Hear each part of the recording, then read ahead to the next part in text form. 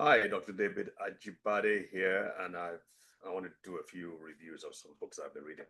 So one of them is called. This is a fascinating book, by the way. It's called. Can you see it? It's called The Angel and the Assassin, and it's about probably one of the most important cells in the brain and body. It's called the microglia. It's part of the immune system, but it's specifically a specialized cell for the. It's a specialized immune cell for the brain, and it does a lot of cool things. But also, it does if PO'd, you know what I mean. It can do a lot of terrible things to the brain if triggered, and and it's amazing what these scientists are finding out. Now, this isn't. It's not Donna Jackson Kazawa, not Nakazawa. She's not a scientist, but she's more of a journalist slash researcher. But she does a really good job of interviewing the scientists and the doctors behind this understanding and really bringing it out and painting a good picture of it for the layperson to understand. And of course, I read both books for lay people because I need to be able to reach lay people. And I also read the more technical journals so I can at least understand the basic biochemical mechanisms behind whatever we talk about. So I go at it from both ends. Bottom line is that when it comes to microglia, these immune cells can be triggered in early childhood by some kind of experience, maybe unfortunate, God forbid, uh, sexual violence, domestic violence, sexual abuse. That's what I was looking for, or so on. In early life, it doesn't stop there. What she's saying, or what the scientists are finding out, is that that trauma, when triggered, that emotional trauma, physical trauma, can keep going through the decades and can create a sort of reset of higher inflammation or higher neuroinflammation, that when another event or a series of events happen later in life, that could trigger, or basically what it does is that it kind of like reduces the threshold for another trigger to make things worse or to tip the brain over. So, for instance, if someone like me who didn't have any sexual abuse in childhood, uh, and I had a twin brother who did, now at the age of 50, 60, 70, if there's a major event, maybe loss of a spouse or exposure to chemicals in the atmosphere or whatever trigger, remember the dirty dozen I talk about, my twin brother hypothetically would be more likely to be affected by that event negatively than I, who did not have prior incidents in my childhood.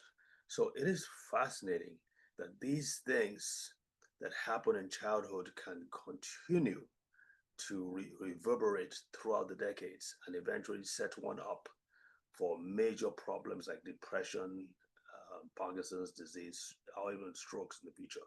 So I'm going to read this spot out to you because I think it's a really good, interesting thing to read.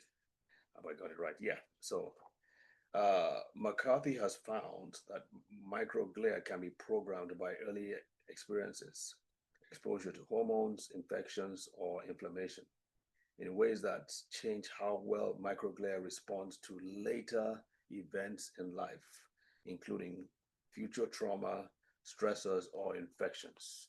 Scientists now hypothesize that once microglia are triggered in the brain, this may cause changes to the genes that oversee how microglia will behave over the long term, reprogramming them to be set on super vigilant high alert and making them even more likely to be hair triggered by over prune or hair triggered to over prune synapses or misbehave in the future. Set on overdrive, microglia don't stop pruning away brain connections when a threat has paused or passed.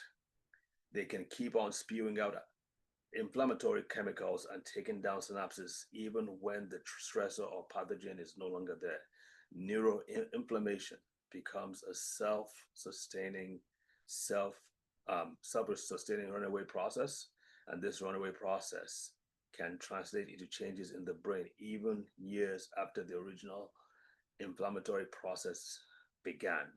Something that affected the behavior of microglia in the brain in early life may appear as an anxiety or behavioral disorder or depression or schizophrenia in the teenage years or as Alzheimer's disease late in adulthood. This is page 48 and 49. So I would recommend this book. This is a really good book to help you understand what's going on. And the bottom line is not to feel bad or feel terrible. The bottom line is if you have kids, you got to watch them closely, guard them with your life because they are. And if there's any event, trauma, fall, concussion, maybe playing soccer, you want to be, you want to attack that. You want to start flooding that child system with nutritious anti-inflammatory supplements. Food just not it does not provide the dose and the concentration that is needed. And so I always recommend omega 3s. You know where I get mine from.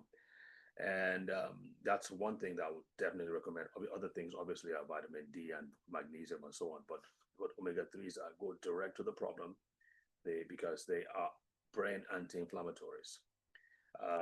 Also, if you are an adult and you've had maybe terrible experiences in childhood, uh, understand that those experiences have triggered a cascade of reactions that are going on till this day, even though there were decades in the past, even though the initial event was decades before or prior.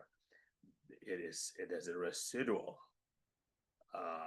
uptick in inflammation in the brain over and beyond that of your peer who is age match, same sex.